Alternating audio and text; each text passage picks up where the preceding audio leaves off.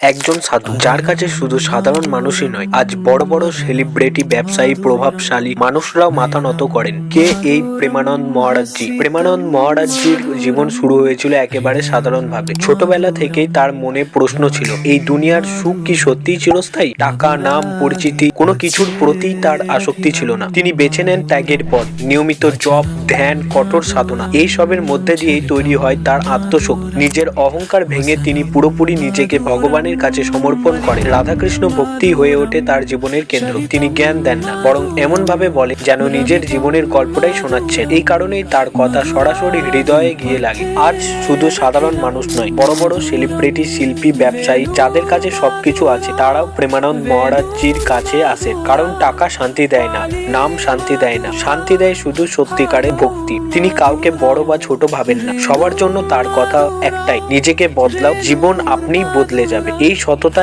এই সরলতায় মানুষকে তার প্রতি বিশ্বাসী করে তোলে। এই কারণেই আজ সাধারণ মানুষ থেকে সেলিব্রিটি সবাই প্রেমানন্দ মহারাজজিকে মানে। কারণ তিনি ভিড় তৈরি করেন না, তিনি মানুষ তৈরি করেন। কেউ মানে, কেউ মানে না, কিন্তু যারা একবার তার কথা শুনেছে তারা আর আগের মতো থাকে না। আপনি কোন দলে? কমেন্টে জানান।